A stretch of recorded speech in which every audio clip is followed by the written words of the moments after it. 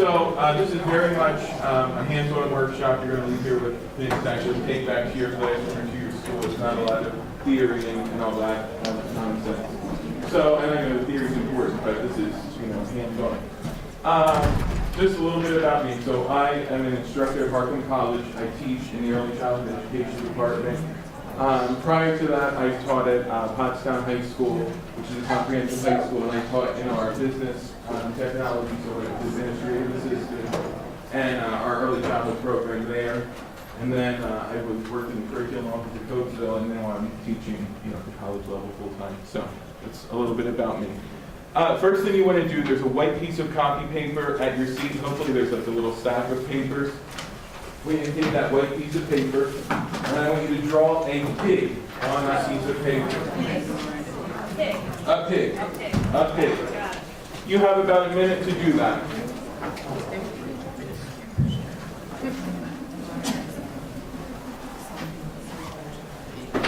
Pig. P-I-G.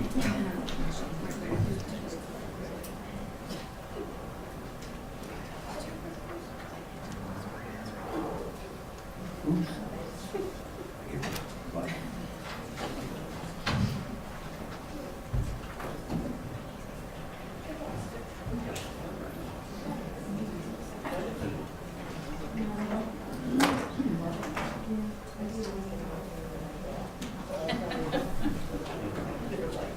About 30 seconds.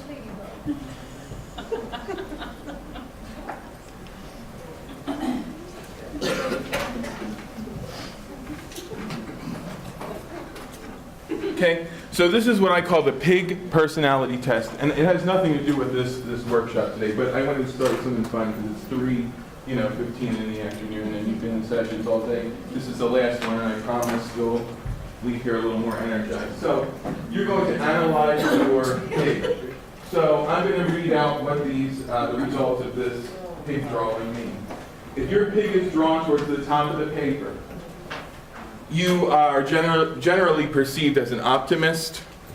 If the pig is drawn towards the bottom of the paper, generally perceived as maybe a pessimist. They're always looking, at the negative. And if the pig is drawn in the middle, you're seen as a realist. Does anyone agree with these so far? Somewhat? Okay. If the pig is facing left, so the pig's face is pointing towards the left, you believe in tradition, you're friendly, and you're outgoing. The pig is facing the right, you're innovative and active, and if the pig is facing forward, you are direct. If you have many details on your pig, you might be very analytical, maybe a little cautious. If there's few details, you might be impulsive or a risk taker. Okay. If the pig has all four legs showing, you might be seen as stubborn or secure, and if there are less than four legs showing, you might be a little uncertain or going through a period of change. And the bigger the ears on the pig, the better the listener you are. So if there are no ears on here. Okay, so this is, and if you write this down, pig personality test, you Google that, and you will find the instructions for this. I think it's a really good first day activity when you're, getting to know your students, and it's just, something a little different and unique. So here's the next thing, and I want to forewarn you this. I do not have 60 pairs of scissors, so you're going to have to share with somebody near you. My apologies. Hopefully you like that person. There's a blue piece of paper in that pile. It looks something like this.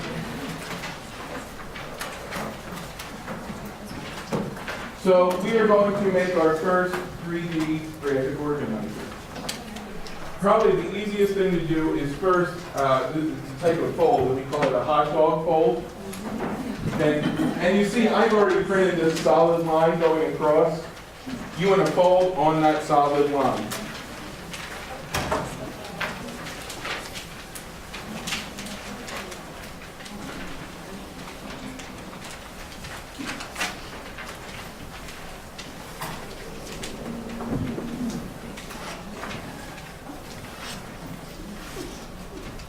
So if you notice at the bottom, there's like a little tab blank at the bottom of that if you fold it. So let's give this graphic organizer a title, and let's call it 3D graphic organizer. So on that little tab at the bottom, go ahead and write across there, 3D graphic organizer.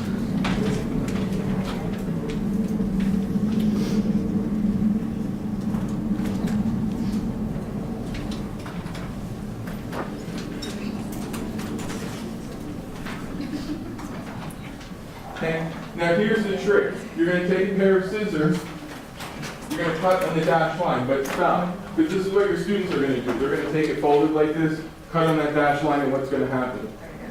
They're going to cut the whole thing off. So you need to make sure you open it up a little bit, cut on that dashed line, stop at the solid. Go ahead and do that now. So you're going to cut all three dashed lines.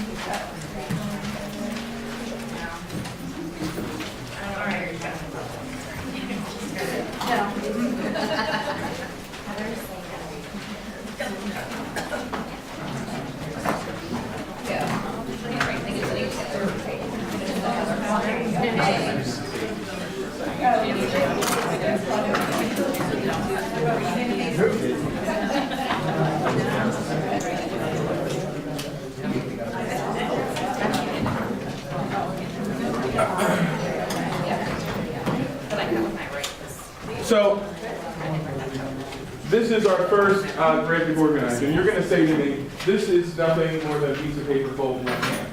Here's the thing, I've used this at every level I've taught. So I used this when I was an elementary librarian, I used this when I taught high school economics, I use it now at the college level. There's something about a student taking notes in something like this that's very different than just a standard piece of notebook paper. When I got my master's, this was the topic of my capstone project. I had my control class took standard notes. The other class used foldables for everything. The class that used the foldables performed better in the final exam. Okay, and there was nothing else about my teaching that I changed other than one class did standard notes, one class used these. So here's the deal. We're going to use this to take notes today. So the first tab there says, what are they? So we're talking about 3D graphic organizers. Now clearly you do not need to write all this down. This is just for you to jot some notes down. They're interactive graphic organizers that are student made. Okay.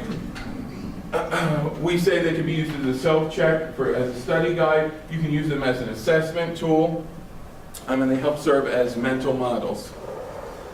Why would you use these? They're fun. I mean, and I know, because I've had people that teach automotive technology. Any auto shop, auto tech people? No? Construction? Wow. What's allied health? Early childhood. Business. A couple business. What else do I have that I missed? Criminal justice. Protective services. Agriculture. Anybody? Food service. Okay, very nice. So I've had people that teach auto shop say to me, my students aren't going to do this. But as soon as they see a pair of scissors and they realize they're not taking notes, and the teacher saying, get out your notebook, they're a little more motivated to actually write something down and maybe do something. They replace the use of worksheets. I hate worksheets. Blackline masters, they drive me crazy because they're overused, and you can use them as an alternative to assessments. And the next one there says, when would you use it? We can use these when we're introducing a new concept, vocabulary, and like I said, as a study guide before, during, after a lesson, as a review. And I'll show you how we can use these like for vocabulary and so on later on. And this is just the research that you can go out there and if you Google foldables in the classroom, you'll find the same information. Helps them create those mental models, keeping students engaged in the lesson. How should we use these? They can be teacher directed, where what I'm doing now, I've created this, and you're following along with me. Could be some guided practice, and then there could be some where the students are creating their own. So you can actually have students create their own foldables. All you need for this is paper and scissors. It's not some magic, formula. All of these templates that I have today that we're going to use, I have printed out for you that you'll get at the end, so you can make photocopies or whatever. And if you email me and say, oh, could you send me that electronically, I would be happy to send you what I have so you can manually type that stuff in. So the next foldable you have is a green piece of paper, hopefully. So this is similar to a vocabulary foldable. You're teaching vocabulary to students. You're going to do the same thing with your hot dog fold on that black solid line.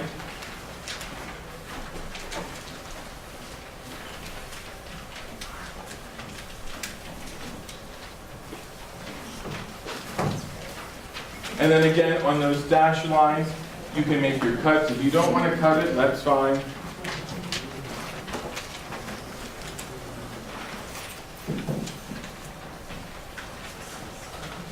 So what I like about this foldable is, if I open it up and use my 3-hole punch, students can put it right in their binder or whatever they use to keep track of things so they won't lose it. Just another little tip when you're using these, if you have a foldable like this just hanging loose, if you mount it onto another piece of paper, just glue it on a piece of paper and hole punch it, that makes sure it doesn't get lost, because these can very easily get lost. They're not a full 8.5 by 11 sheet. So that foldable talks about the different types of folds that we're going to use today. So we've done the hot dog a couple times, but the first one there is the hamburger fold. When we talk about a hamburger, all we're doing is taking a piece of paper, holding it portrait, and folding it in half. Okay? So if that's what you want to write down, or draw a little picture of it, whatever works. But a hamburger fold is folding it in half along that short side.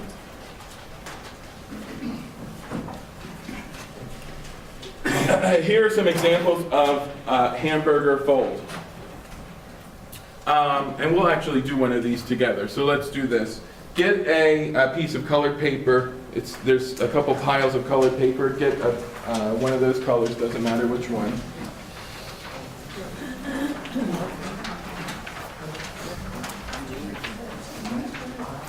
You're going to take that colored paper, you're going to fold it in half. Now, here's the trick to this.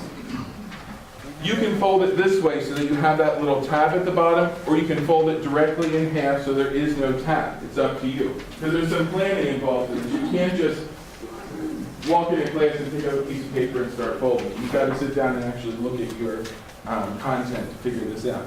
So after you fold that guy in half, like a hamburger, you can make one cut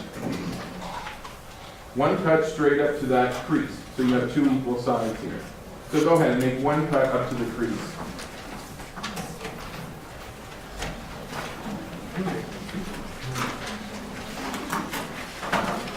And I do have this in that packet of handouts so that there's an exact line that the students would cut on, because it drives me crazy when I have to, kind of guess where the center is. So my example of this for a hamburger fold, we talk about these little concept books. So when I taught economics, anyone teach economics?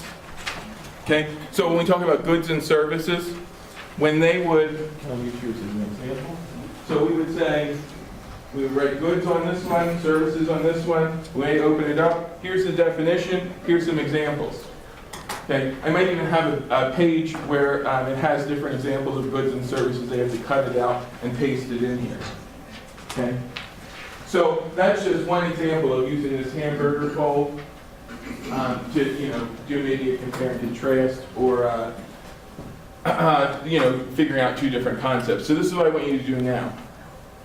I want you to think about how you might use this hamburger fold. And remember this, I said compare and contrast. So I could make 3 cuts and draw a Venn diagram on the outside of this. Okay, so it doesn't just have to be 2. Could be 3, could be 4, whatever you want. Okay, but I want you to think about this. You're going to have to report out, so come up with something good. You can't use goods and services.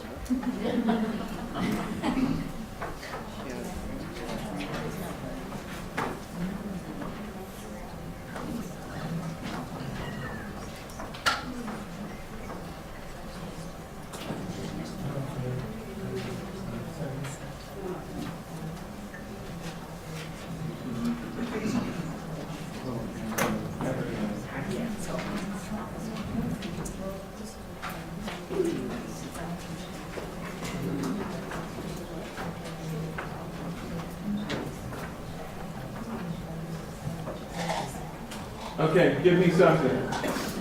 To say something, just call it out. Intake and output. Intake and output, what do you teach?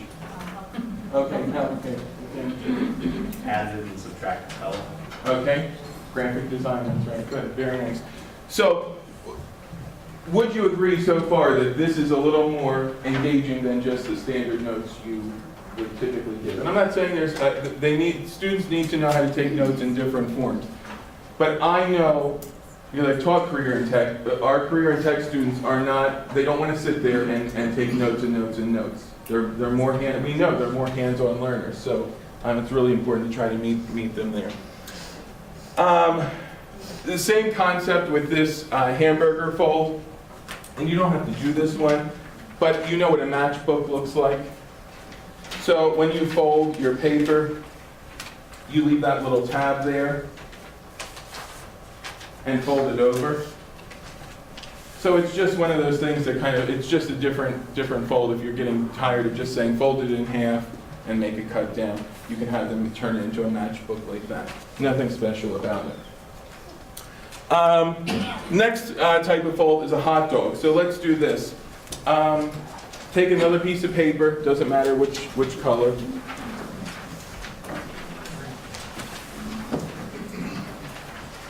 And the same thing with that hot dog fold. If you decided, oh, I want a little tab at the bottom. So when I was working with this auto tech teacher, we did types of fuel systems. So that's what was on the tab down below here, and then we had a different tab for gasoline, diesel, and carburetor. Okay. We could do the same thing in child development, like the areas of development. That could be down here at the bottom. And That's what we said for the last one too, sorry. yeah. So I want you to now, you have to think about this first. What's something that you teach, and how many different concepts are associated with it? So if I'm the auto teacher and I'm doing these types of fuel systems, I know that I'm teaching them 3. So I need to make sure there's 3 tabs.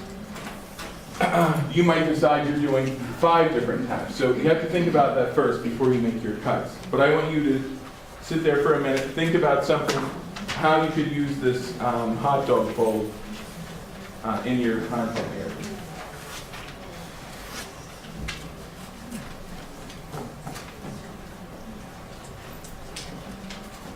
Marketing mix, that's good.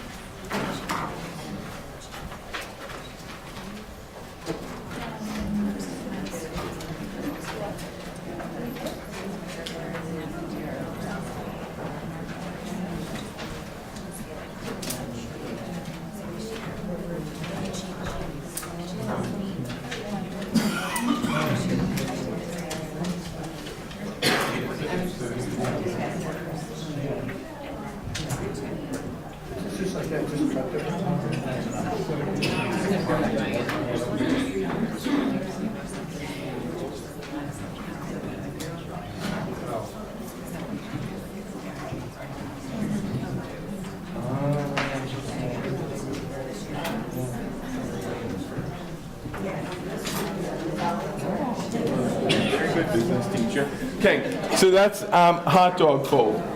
So these are, so far these are pretty simple. Now the next one does require, it's going to take some skill, trust me. you need, this is our taco fold. So we need to create a square, first of all. So take that piece of paper, fold it down.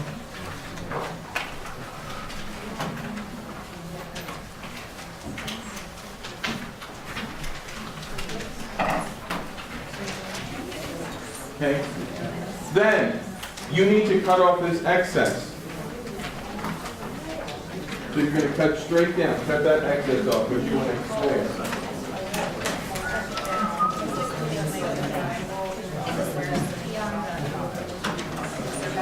No, but it can be. So we don't have any other paper. We're sorry. We thought you were the circle. That's because that's all the paper I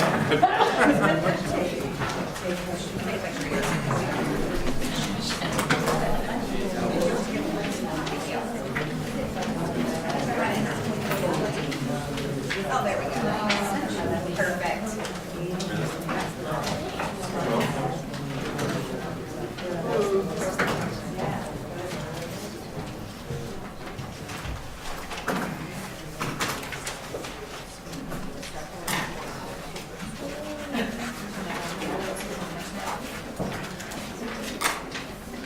Okay, so once you have that cut off, and this one is a little bit more tricky, and I'll be honest with you, when I've done this even at the college level, I've cut these in advance, just to save time, and to save paper, because colorful paper is expensive, you know, so. After you have that cut out, open it up so you can see that square. And it's not going to be perfect, nothing ever is, but you're going to fold each of these corners in towards the middle so that you have 4 little triangles. Yes. It's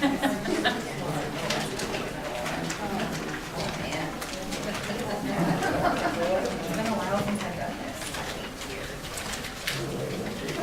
That's the only way to get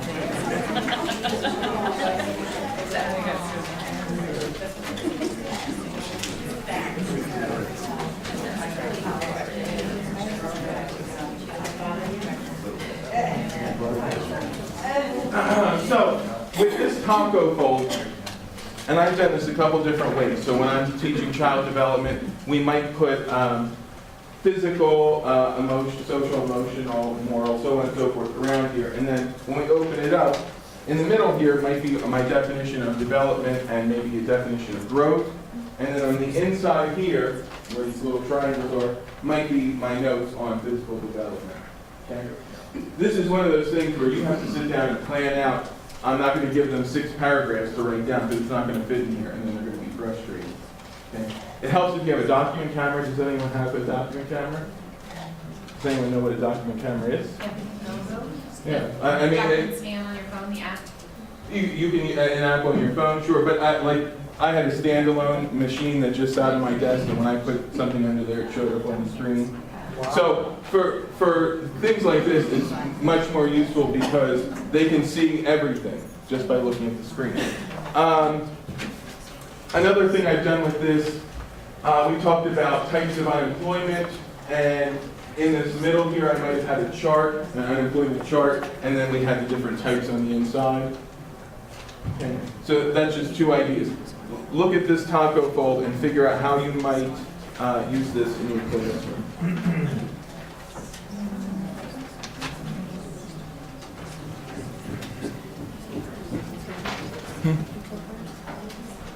Oh, I took yours. I'm so sorry.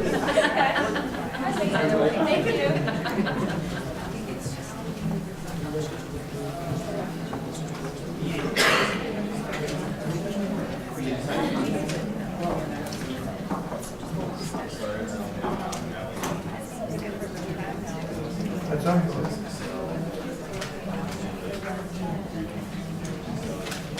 Because you couldn't have these. You could.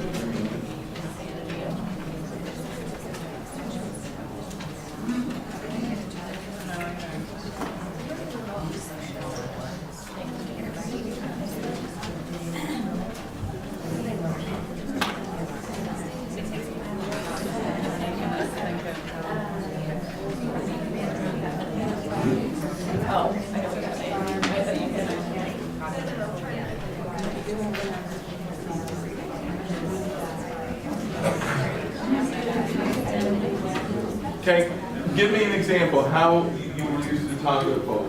Early childhood, I did kinds of abuse, physical, emotional, sexual, Yeah, very nice. Any others? I kind of thought of it as careers, so I have income, education, growth, and skills. Oh, very nice. Anything else? Sure. There was this thing about the power of when, and it talked about personalities, and if you were a lion, a wolf, a dolphin, or a bear. Oh, very It nice. talks about when it's best to do things like have meetings and Mhm. stuff.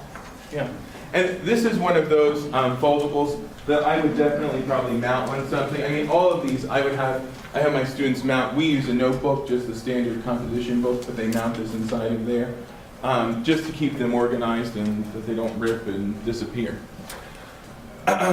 Here's just some examples like problem, solution, character, setting. I think somebody was it English, maybe not. Yes, little biographies, things like that.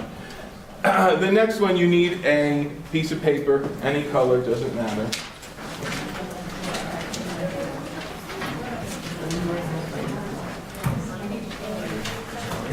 So this next one, especially allied health, I think will like this one. So the first thing you want to do is called a shutter fold. And the trick to this, for me anyway, is I fold it like a hot dog first.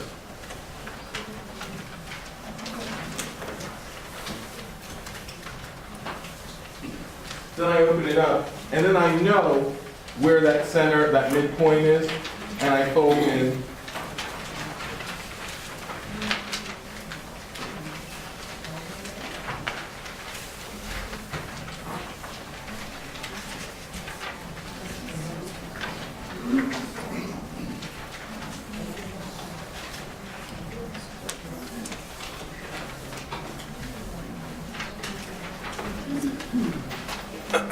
So, for example, in health science, we have this little outline of what's inside. I'm not going to pretend I'm an expert in health science, but it could be anything. It could be the lungs, perhaps. You have that picture on top. You have them cut those different sections because on the inside, they're going to take notes on those different areas. So that, that's an example for health science, one for math, another one for science and cells. So the one thing about this shutter fold, you can do it this way, where it's folded like a hot dog. You could also do something very similar, where you fold it like a hamburger.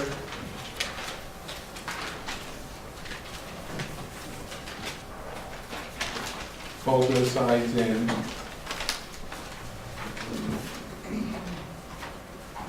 And do the same thing. Now, the trick is figuring out, like I said, how many concepts are you going to put in here. I could just cut one time here on this side and have 2 flaps, and maybe over here I'm going to cut 1, 2, 3, 4. But I have 4 other things that I'm going to talk about on this side of this fold. Okay. Could be vocab words, so I could cut each of these lines and maybe I'd have 8 vocab words, or maybe I have to make 2 because we have 16. And then on the inside, they might put a picture and a definition, or a picture and an example. So that's, the shutter fold I think is a good one because you can use it either way, the hot dog or the hamburger. I won't make you actually do something, but how might you use shutter fold in class? And you're going to report to somebody in this room, so you better have an idea.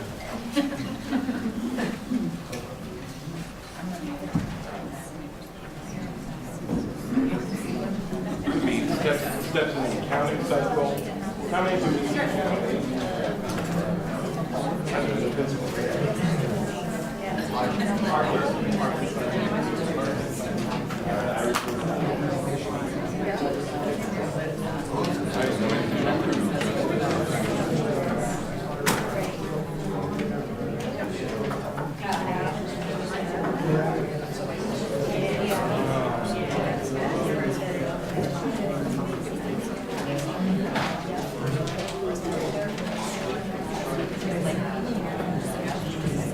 Okay, you're going to turn first row. The people in that first row down below, you're going to turn around to the person behind you or people behind you and share out, and the people behind you are going to share out. Go ahead. How do you use this? What do you teach? How do you use it?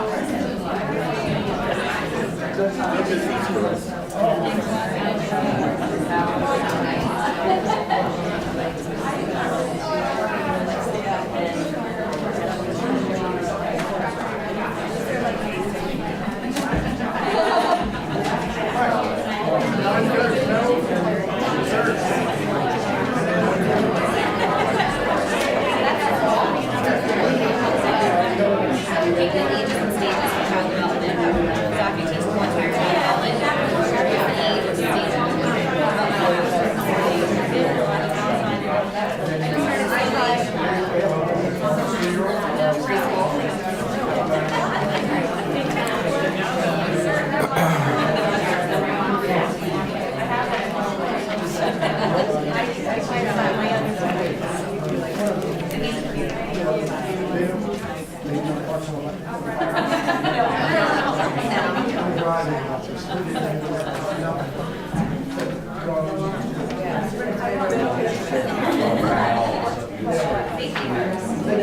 takes the entire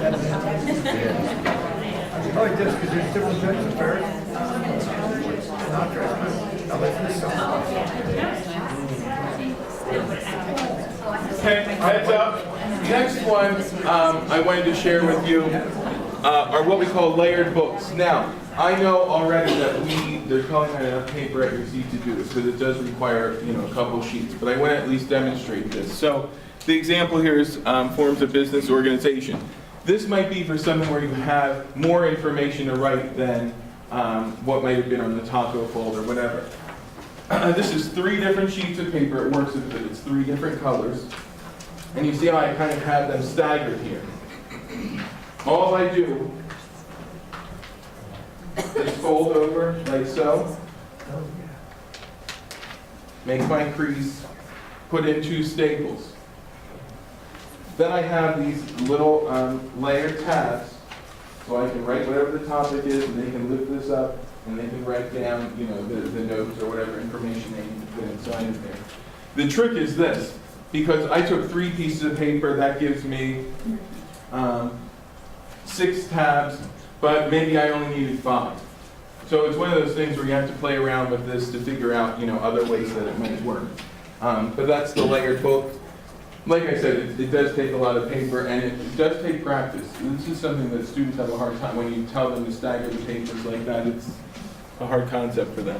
But again, that's an economics example there for forms of business organization. Okay? And then I already said this about the Venn diagram, but there are some examples there. And it doesn't always have to be paper. You might use paper plates for these. Anything that's different will usually entertain the students. Hula hoops. So here, actually, before we get to this, there's one other foldable that I gave you. It's at your seat. It looks like 2 circles, yes? Now these 2 go together. So you probably have a brad or a little fastener at your seat as well. So here's the trick to this. I use this for the accounting cycle. How many steps in the accounting cycle do we teach now? My book taught 8. We don't teach accounting. Okay. But so anyway, this worked out perfectly for me. I created this in Publisher. So it's helpful if you have a business teacher that you like or make friends with, because they can help you create these. Yeah. So this has 8 different sections in it. This sheet here has this little cutout. So I'm going to cut both these circles out. Go ahead and do that. Go ahead and cut them both out. And for time's sake, you can put them both together. And I would never let my students do that, but for time's sake, you can put them both together and try to cut it that way.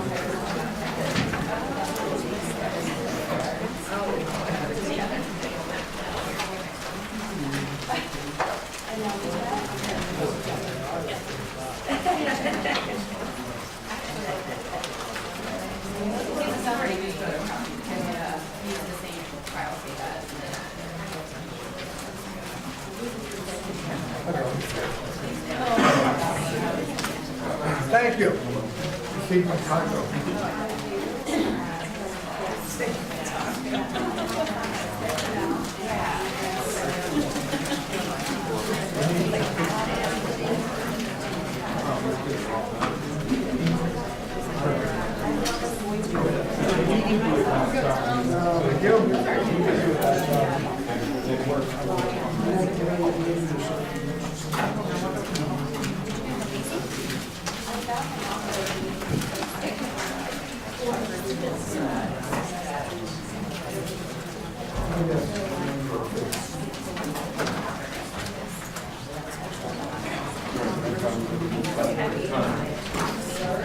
So the trick to this really is printing this on heavier paper, number one, but I'm on a budget, so this is what Staples has for cheap. So you place that yellow piece or whatever color you printed on top of the purple and line them up, and then you want to take that brad, that fastener, put it through the middle so that they stick together. Okay? Please don't stack yourself with that brad.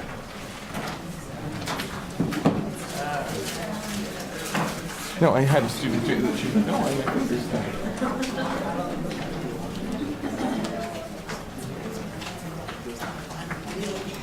You have to go.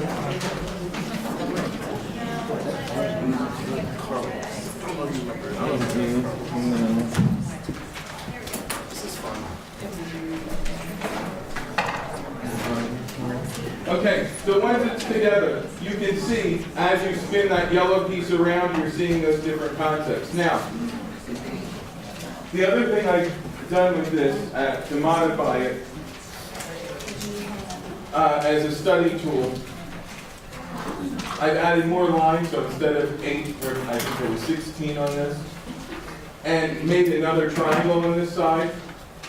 So cut another triangle so that they were seeing the vocab word and the definition over here. Kind of as a little study tool. Or it might be the steps to something, so you might say step 1, and then over here is what actually happens during step 1. So this is just one of those, and this entertains everyone. When you get to use that brad and you get to spin it around like this, it's, it's just another tool you can use in the classroom.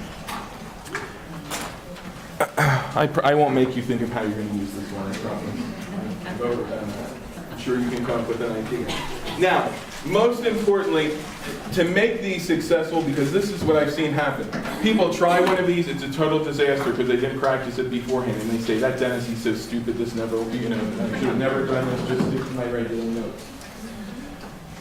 You've got to make sure you prepare ahead of time. These will work as long as you sit down and actually do it first. Make sure you model it. You cannot just hand these papers out and say, oh, just cut, because somebody's going to cut on the solid line instead of the dashed line, so on and so forth.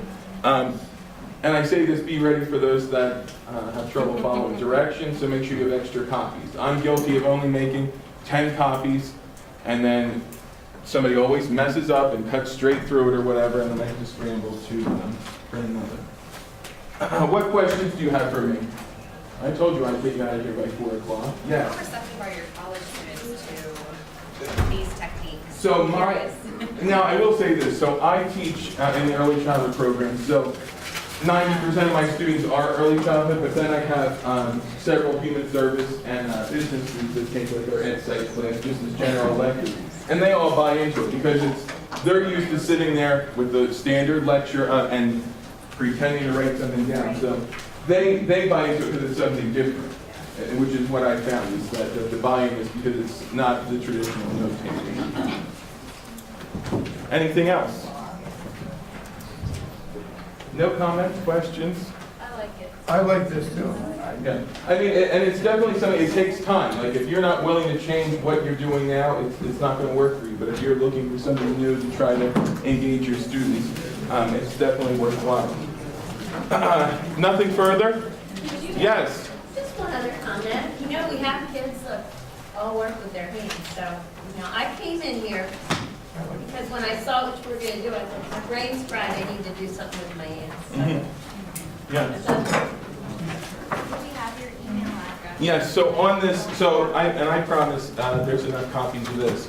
So it just has the session description and my contact information on there, and then templates that you can photocopy or whatever for those different folders. Thank you. Okay. So, Anything further? When you make that layered book, where did you staple this to the top? Oh, yeah, so when I do the layered book, I just do 2 staples near the top, Okay. and it holds all those pieces together. How many pieces are Yeah. Okay? Nothing further?